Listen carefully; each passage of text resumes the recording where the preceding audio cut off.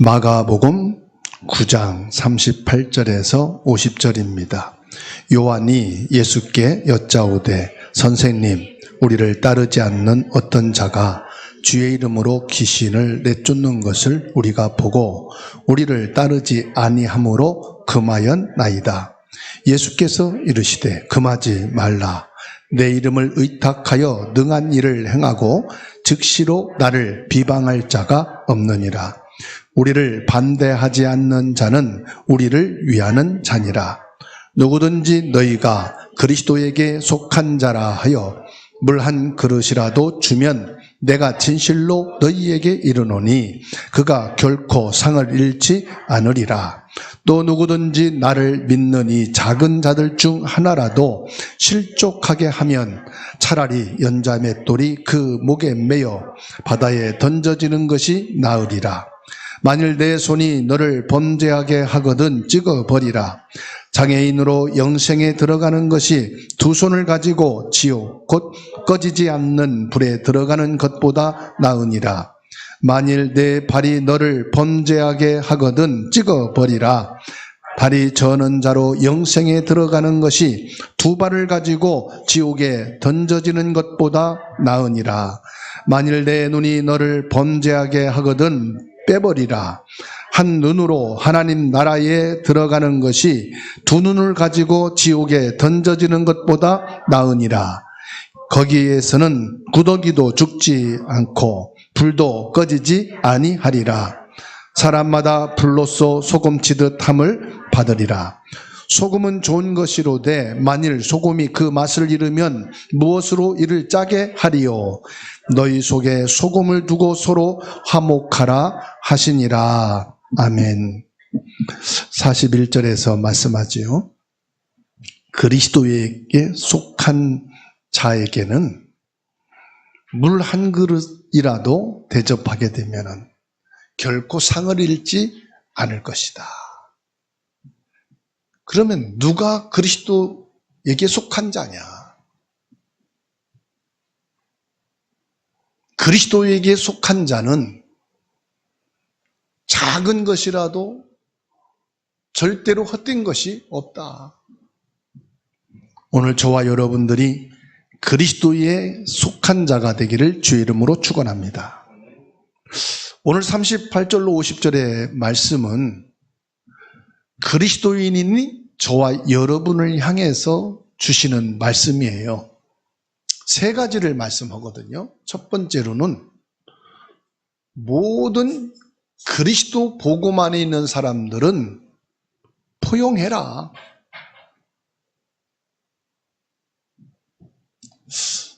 이 사람은 믿음이 좀 약하고 믿음이 좋고 복음이 있고 없고 그게 기준이 아니다. 예수 그리스도 안에 있는 사람은 누구든지 포용하는 자가 되라. 두 번째로는 죄에 대해서는 단호하게 끊어라.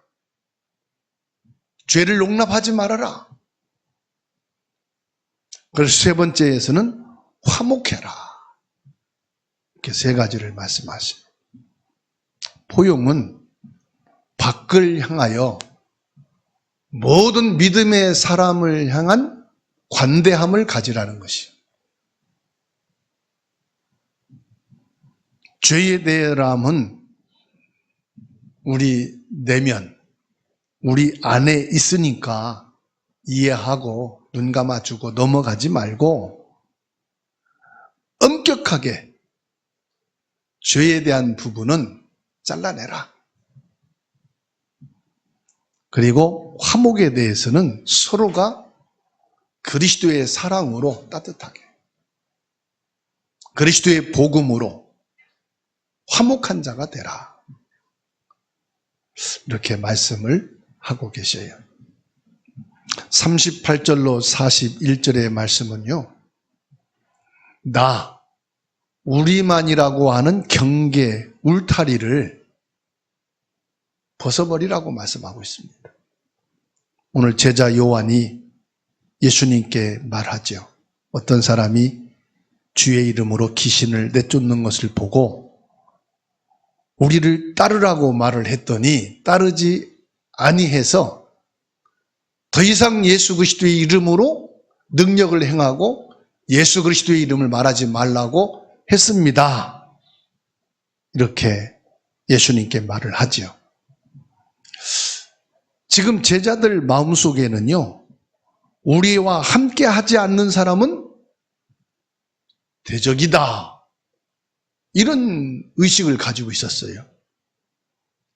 더 구체적으로 말하면은 제자들은 이 복음이 예수 그리스도는 우리만을 위한 것이다, 우리에게 주어진 특별한 것이다, 그래서 독점의식을 갖고 있었어요. 우리가 아니면은 절대로 예수 그리스도 말하지도 말고 그 이름으로 어떤 능력도 행하면 안 된다, 이런 의식이 우월의식, 교만함이 가득 차 있었습니다. 39절로 40절에 예수님께서는 단호하게 제자들을 꾸짖죠. 뭐라고 말씀합니까? 금하지 말라. 내 이름으로 능한 일을 행하고 즉시로 나를 비방할 자가 없느니라. 우리를 반대하지 않는 자는 우리를 위하는 자니라 말씀하고 있어요. 예수 그리스도의 구원의 능력은 우리만의 소유물이 아니다 말씀하고 있는 거예요.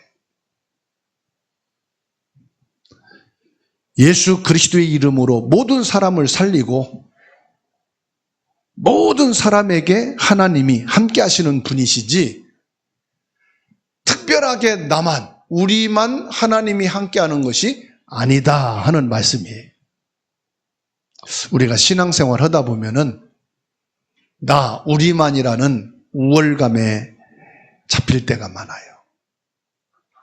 그리고 교만한 행위를 할 때가 종종 있어요. 진정한 제자, 구원받은 성도는 복음이 증거되는 것을 기뻐합니다. 그리고 힘 있는 자든 약한 자든 서로가 협력하고 격려하고 그리스도의 복음이 증거되어지고 예수 그리스도의 복음으로 구원받는 것을 기뻐하게 되는 줄 믿습니다. 바울 사도가 고백을 했어요. 기쁨으로 하든지 아니면 시기심으로 하든지 나에게 괴로움을 주려고 하든지 그리스도 증거되는 것으로 나는 기뻐하고 기뻐한다. 빌립보서 1장 18절 말씀 함께 찾아서 읽습니다. 빌립보서 1장 18절입니다.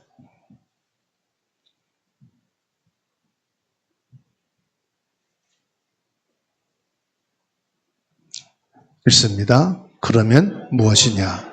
거칠애로 하나 참으로 하나 무슨 방도로 하든지 전파되는 것은 그리스도니 이로써 나는 기뻐하고 또한 기뻐하리라. 아멘. 내가 진정으로 예수님의 살과 피를 먹고 마셔서 내게 그리스도의 생명을 가진 자라면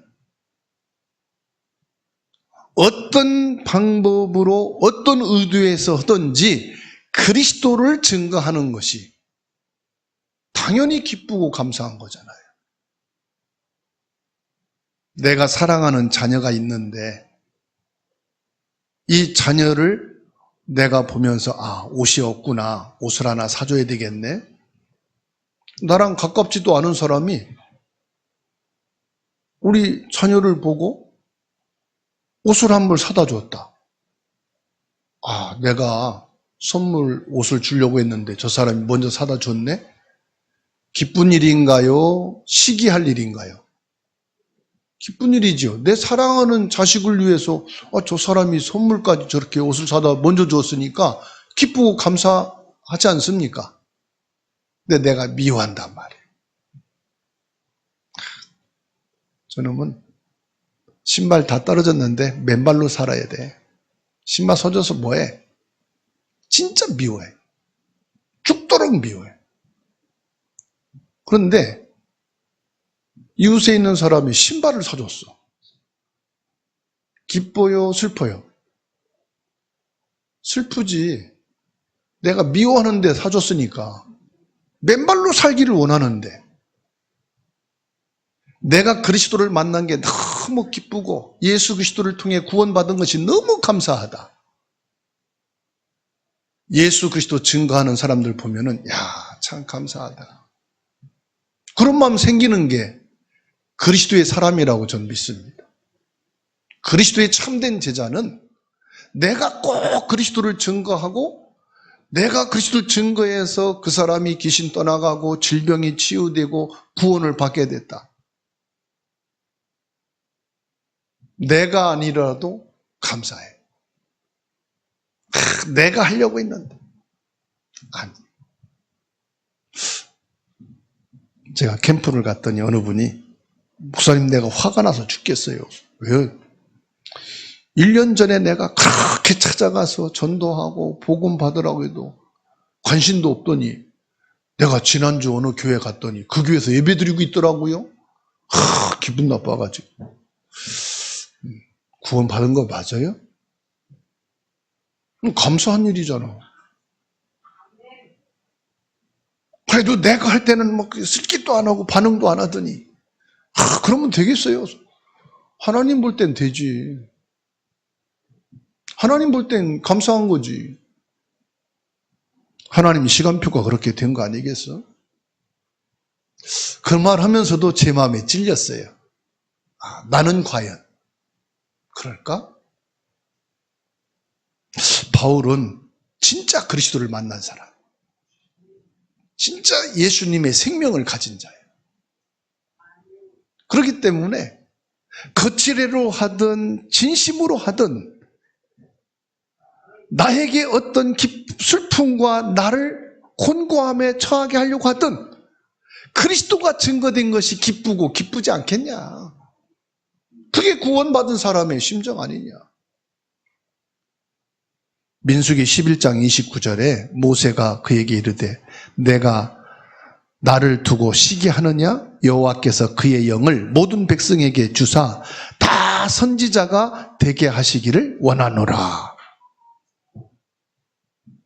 하나님이 주의 성령으로 모든 사람을 목사로, 모든 사람을 장로로, 모든 사람을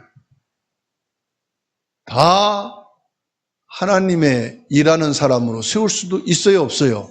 있다 이 말이에요.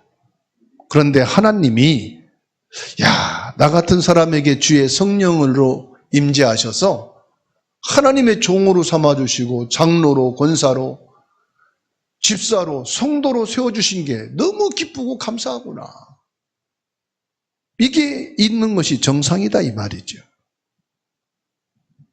핵심이 뭔지 압니까? 우리 믿음의 주체가 사람입니까? 예수 그리스도입니까? 우리 신앙생활의 주체가 남입니까? 하나님이십니까? 이걸 바르게 정리하라 이 말이에요. 우리 믿음의 주체는 하나님이십니다. 내가 인정하고 싶지 않아도 하나님이 세우시고 하나님이 쓰신다면 하나님의 사람으로 인정하라 이 말이에요.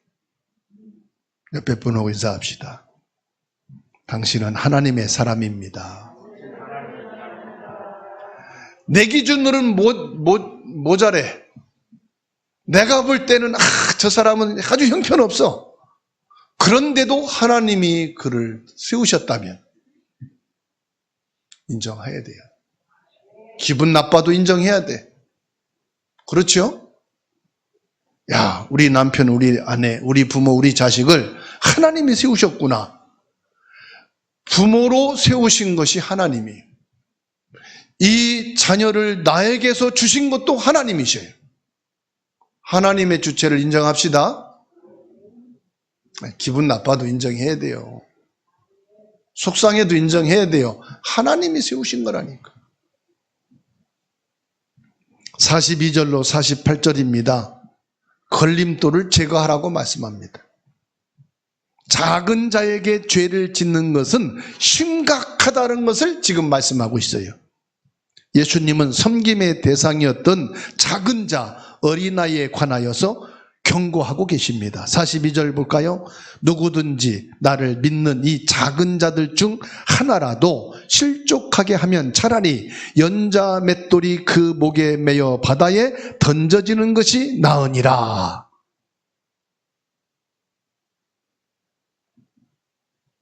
실족하게 한다. 이 말이 무슨 말입니까? 믿음이 약한 사람, 영적으로 어린아이, 이 사람을 죄나 절망에 빠지게 넘어지게 하는 것은 실족해 하는 것이다 말씀하고 있어요. 그러면 우리 말이나 행동이나 우리가 실족하게 하는 일들이 얼마나 많았을까요? 연자 맷돌이라는 것은 사람이 돌리는 맷돌이 아니고 소가 이 막대기로 연결을 해서 돌려야만 굴러갈 수 있는 큰 바위덩이 같은 맷돌을 말하는 거예요. 아니, 사람이 손으로 돌리는 맷돌도 목에 매고 물에 빠지면 떠오르기 힘든데 소가 겨우 끄는 바위 같은 돌을 목에 달고 물속에 들어가면 어떻게 되겠어요? 살아요? 죽어요? 죽는다는 얘기거든요.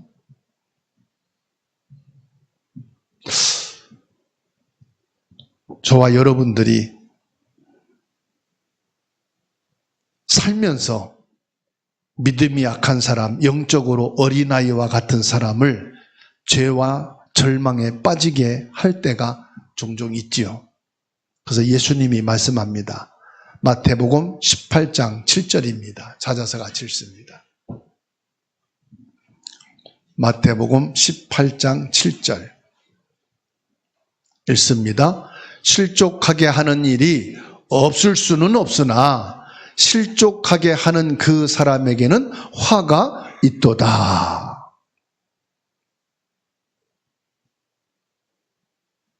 예수님은 약한 자, 어린아이와 같은 자를 실족하게 하는 죄의 심각성을 비유로 지금 말씀하고 있는 거예요. 43절로 48절의 말씀은 개인의 내면의 걸림돌에 대해서 말씀하고 있어요. 내면이란 말은 우리의 양심, 그리고 신앙에 있어서 걸림되어지는 것을 지금 말씀하고 있어요. 그래서 세 가지를 비유로 말씀합니다. 뭐라고 말씀합니까? 손과 발과 눈이 죄를 짓게 하는 원인이 된다면 하는 거예요. 여기서는 지금 손, 발, 눈이 죄라는 게 아니에요. 죄를 짓게 하는 원인이 뭐냐? 그걸 지금 말씀하고 있는 거예요. 죄를 짓게 하는 그 원인을 찍어내고 잘라내고 빼버리라 말씀하는 거예요. 그 손이 죄를 짓게 하는 원인이라면 손을 잘라내고 장애인으로 천국 가는 게 낫지 않겠느냐? 죄를 짓게 하는 것이 네 다리라면 그 발을 찍어내고 천국 가는 게 옳지 않겠느냐? 죄를 짓는 원인이 내 눈이라면 눈을 뽑아내고 천국 가야 되지 않겠느냐? 죄에 대한 극단적인 결단과 철저한 회개를 지금 요구하고 있는 말씀이에요. 이 말씀을 고지고대로 한다면 옆에 분 한번 보세요. 손 둘 다 있죠? 손 아마 두 개 다 잘라내서 없을 사람 많아.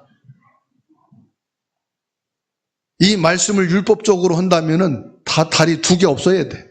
다 잘라내서.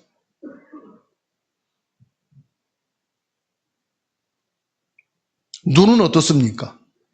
안경까지 꼈는데 눈 두 개 다 뽑아내야 돼. 율법으로 말한다면. 지금 뭘 말씀합니까? 죄의 근본 원인이 뭐냐 이 말이에요. 창세기 3장. 근본적으로 하나님을 믿지 않는, 언약을 믿지 않는, 하나님을 떠난 그 근본적인 원인. 여러분, 죄를 말한다면 선악과 따먹은 게 더 큰 죄예요? 사람을 살인한 게 더 큰 죄예요? 윤리와 세상적 법을 말하면 살인이 더 큰 죄죠. 선악과 따먹은 게 더 큰 죄입니까? 강도짓해서 가문을 다 쫄딱 망하게 해가지고 가정이 풍지박산나고 거지로 살게 하는 게 더 큰 죄입니까? 세상법으로 말하면 강도짓이에요. 그런데 성경에서는 하나님 뭐라고 말씀하느냐? 살인죄보다, 강도짓보다 더 큰 죄가 뭐냐? 하나님의 말씀을 믿지 않고 선악을 알게 하는 열매를 먹은 것이 더 큰 죄라고 말씀합니다. 죄의 근본 원인이 어디서 나오느냐? 하나님을 믿지 않는 데서 나오는 거라고 말씀하고 있어요. 그 죄 때문에 결국은 인간에게 고통이 왔고 인간에게 저주 재앙이 들어왔고 죽음이 시작됐어요. 창세기 3장 16절에서 20절까지 말씀 보세요. 이 하나님을 믿지 않는 근본 언약을 범한 죄 때문에 우리 인간에게 생로병사가 왔다 이 말이에요. 그래서 우리 인간의 힘으로는 이 죄의 근본 원인, 손발 눈을 찍어내도 해결받을 수가 없는 겁니다. 오직 그리스도여야만이 죄의 원인을 해결받을 수가 있는 겁니다. 그래서 예수님이 대신이 죄의 원인을 끝내기 위해서 오셨고 십자가의 고난과 죽음으로 해결하셨다 이 말씀입니다. 그래서 하나님 나라의 영원한 생명과 가치를 비교할 때 우리 손발 눈하고 비교할 가치가 안 된다 이 말이에요. 영원한 생명이신 예수님의 살과 피를 먹고 마심으로 영원한 생명 하나님 나라에 가는 것이 손발 눈을 가지고 지옥에 가는 것보다 더 가치 있고 더 영원한 것이다. 무슨 말씀입니까? 죄를 가볍게 여기지도 말고 죄와 타협하지도 말고 죄를 제거하는 고통이 있을지라도 그게 지옥불에 던져져서 영원히 고통받고 있는 것보다 훨씬 낫다. 참된 제자는 자신도 타인에게도 걸림돌이 되는 것을 제거하고 오직 그리스도 복음으로 있으라 이걸 말씀하고 있어요. 그러면 무슨 말씀입니까? 여기에서 답은 로마서 8장 13절입니다. 같이 찾아 읽습니다. 로마서 8장 13절.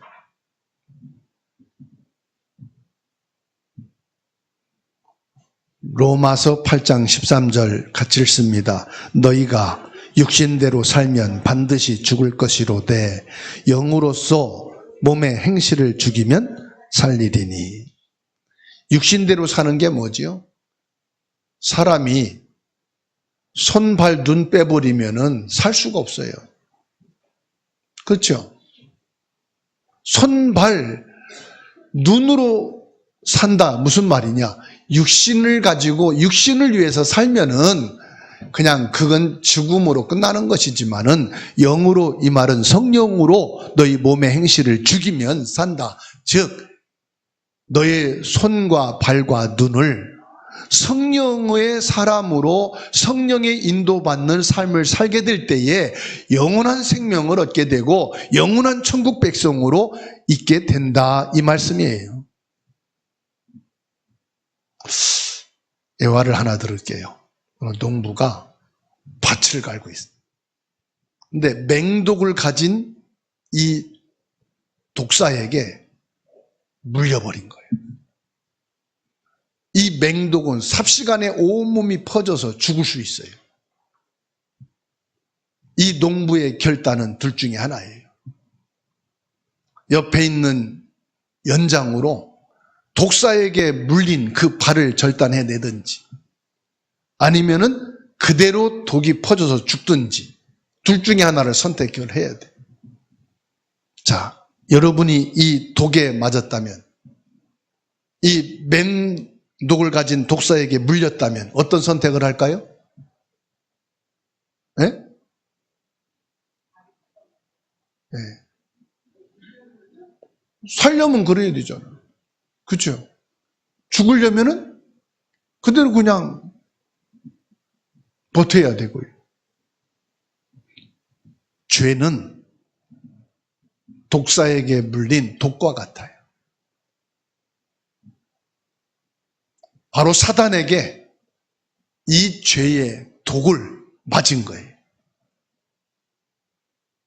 어떻게 되겠습니까?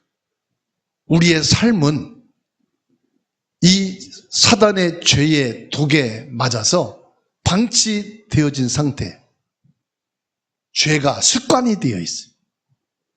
이 죄가 영혼 전체를 영원한 지옥에 가게 만들어버려요. 우리가 여기에서 생명을 얻으려면 뭐 해야 돼요? 생명의 피가 수혈이 돼야 돼요. 그래서 예수님의 살과 피를 먹지 않으면 이 죄의 독성에서 치료될 수가 없어요.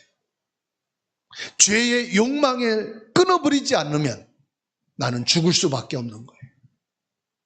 예수 그리스도를 믿는다는 것은 취미가 아니에요. 믿어도 되고 안 믿어도 되고 그런 정도가 아니에요. 예수 그리스도만이 나의 죄를 끊어낼 수 있는 유일한 참 제사장이십니다. 이 사단의 권세를 꺾을 수 있는 참된 왕이신 예수 그리스도다 이 말이에요. 이 그리스도의 복음으로 생명의 양식을 먹고 영원한 생명을 가진 저와 여러분임을 믿기를 주의 이름으로 축원합니다. 마지막으로 49절로 50절에서 소금의 맛을 내라고 말씀하고 계십니다. 49절에 사람마다 불로써 소금 치듯함을 받으리라. 구약성경에서는 이 소금에 대해서 말씀하고 있어요. 소금은 언약의 연속성과 정결함, 보존의 능력을 말하고 있습니다. 성도들은 소금처럼 순결하고 헌신된 존재가 되기 위해 고난과 시련도 통과해야 됨을 가르치고 있어요. 인간의 죄를 끊어낸다는 것은 오직 예수 그리스도 십자가밖에 없다라고 하는 것을 말씀하고 있어요. 에스겔 43장 24절에 나 여호와 앞에 받들어다가 제사장은 그 위에 소금을 쳐서 나 여호와께 번제로 드릴 것이며 말씀하고 있습니다. 번제를 드릴 때 소금을 뿌려서 번제물을 드려라. 예수 그리스도의 복음을 말하고 있습니다. 예수 그리스도의 복음은 소금처럼 영원성과 보존성과 그리고 정결성을 말하고 있어요. 복음은 변하지 않는단 말입니다. 복음은 영원하다는 것을 말합니다. 저와 여러분들이 이 소금을 가지고 뭐라고 말씀합니까? 화목하라고 50절에 말씀하고 있어요. 소금은 좋은 것이로되 만일 소금이 그 맛을 잃으면 무엇으로 이를 짜게 하리요? 너희 속에 소금을 두고 서로 화목하라. 예수 그리스도를 구주로 믿고 구원받은 저와 여러분들은 그리스도의 복음으로 소금처럼 화목을 이루는 자가 되라고 말씀하고 계십니다. 성도는 세상에서 복음으로 부패를 막고 맛을 내는 소금과 같은 존재라고 말씀하고 있어요. 소금의 맛은 바로 예수 그리스도 복음을 가르치고 있습니다. 예수 그리스도의 복음은 영원하신 사랑과 용서, 분쟁과 다툼을 끝내는 화평의 주인공이십니다. 화목하란 말은 저와 여러분들이 있는 곳은 그리스도로 화평을 이루라 이 말이에요. 나 때문에 우리 가정이 화평하고 우리 학교와 직장과 교회와 어디를 가든지 나 때문에 평화를 이루게 되는 소금과 같은 축복이 저와 여러분에게 있기를 주님의 이름으로 축원합니다. 우리는 세상을 살리는 가장 강력한 복음의 능력입니다. 옆에 분하고 인사합시다. 나는 그리스도의 복음의 소금입니다. 우리는 그리스도 예수님의 복음을 가진 소금이에요. 무슨 말이냐? 소금은 모든 것을 수용합니다. 썩은 생선에게도 소금이 들어가면은 썩어지는 것이 멈추는 거예요. 소금은 있는 그대로를 보존하는 능력이 있어요. 그 소금에 절인 것은 썩지가 않죠. 바로 저와 여러분들이 소금과 같은 그리스도의 복음을 가진 사람이다 이 말이에요. 부패된 곳도 들어가서 저와 여러분들은 수용하고 포용하고 살리는 자가 됩시다. 나와 전혀 맞지 않고 대화도 안 되고 이해도 안 되는 자라 할지라도 그 속에서도 소금의 맛은 내듯이 저와 여러분들은 복음의 능력으로 그 현장을 살리고 그 사람을 살리는 참된 복음의 증인이 되십시다. 복음은 그 후대까지도 맛을 낼 수가 있습니다. 만일에 소금의 그 형체를 고집하고 나는 절대 물에도 녹지 않을 거고 어디에서도 나의 형체를 유지할 거야. 자기의 그 소금의 형체를 고집하고 강조한다면 그 소금은 의미가 없는 거예요. 소금은 자기 형체를 주장하고 보존하는 능력이 아니라 자기를 녹이고 자기를 없애서 오히려 모든 것을 살리고 회복하고 보존하는 힘입니다.